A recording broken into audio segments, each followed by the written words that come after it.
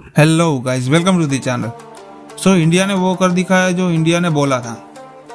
India ने इस साल में $400 बिलियन का एक्सपोर्ट किया है। यह हमारे लिए बहुत ही गर्व की बात है। और अभी तो यह साल पूरा भी नहीं हुआ और हमने $400 बिलियन का एक्सपोर्ट पूरा कर दिया है। ये इंडिया के इतिहास में पहली बार यह आंकड़ा हासिल किया है। इंडिया ने $400 बिलियन का एक्सपोर्ट करके अपना ही रिकॉर्ड बना लिया है। वैसे तो हमारी कंपटीशन चाइना से है, पर चाइना अभी के टाइम में हमसे बहुत ही आगे है। पर निराश होने की जरूरत नहीं है, क्योंकि चीन भी आज से 30-40 साल पहले हमारे जैसा ही था। पर समय के साथ चीन ने काफी सारी प्रोग्रेस की है। जैसे पिछले साल हमारा एक्सपोर्ट $292 बिलियन था और हम सिर्फ यहाँ पे गुड्स की एक्सपोर्ट की बात कर रहे हैं। यहाँ पर सर्विसेज नहीं गिनी जा रही है। पिछले साल के मुकाबले हमारी ग्रोथ 37% बढ़ी है और अभी तो ये फाइनेंशियल ईयर पूरा भी नहीं हुआ है। अभी भी हमारे पास 7 से 8 दिन बाकी है और उसमें कोई बड़ी बात नहीं है कि हमारा एक्सपोर्ट इन 7-8 दिनों में 8 से 10 बिलियन डॉलर और बढ़ जाए। आने वाले 5 सालों में शायद इंडिया का एक्सपोर्ट 1000 बिलियन भी हो सकता है। अब हम ये जान लेते हैं कि दुनिया में इंडिया कहाँ पर खड़ा है। तो हमारा गुड्स और सर्विसेज को मिलाकर इंडिया का एक्सपोर्ट लगभग $650 बिलियन के आसपास होता है और चीन का टोटल एक्सपोर्ट पूरी दुनिया में सबसे ज्यादा है। चीन का टोटल एक्सपोर्ट $3.3 ट्रिलियन है और चाइना हमसे बहुत ही आगे है। अमेरिका, फ्रांस, कनाडा, जर्मनी, ये सभी देश चाइना के पीछे है।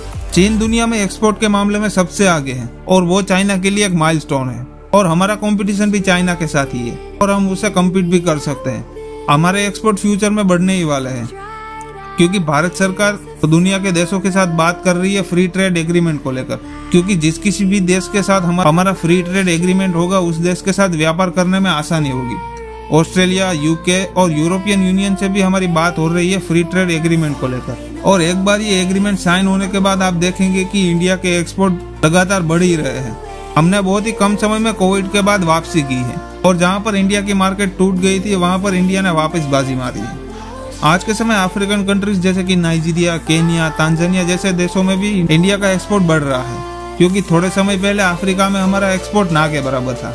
और कोविड के बाद तो फार्मास्यूटिकल प्रोडक्ट्स भी अफ्रीका में हमने बहुत ही एक्सपोर्ट किए हैं। कई सारी मेडिसिन और वैक्सीन भी हमने अफ्रीकन कंट्रीज को एक्सपोर्ट की है।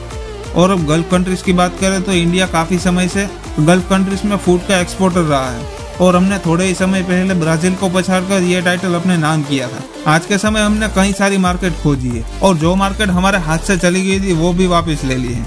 आज के समय इंडिया सबसे ज्यादा इंजीनियरिंग प्रोडक्ट्स पर ज्यादा फोकस कर रहा है, क्योंकि हमारे इस साल के एक्सपोर्ट में ऑयल का कंट्रीब्यूशन 15% है, केमिकल का 14% और इंजीनियरिंग गुड्स का 26% कॉन्ट्रीब्यूट है।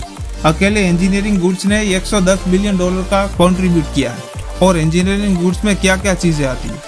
इंजीनियरिंग गुड्स में industrial machinery, steel product, machinery के पार्ट्स और ऑटोमोबाइल के पार्ट्स, मेडिकल डिवाइस, बाइसिकल जैसे प्रोडक्ट आते हैं और इनसे हमें लगभग $110 बिलियन का फायदा हुआ है।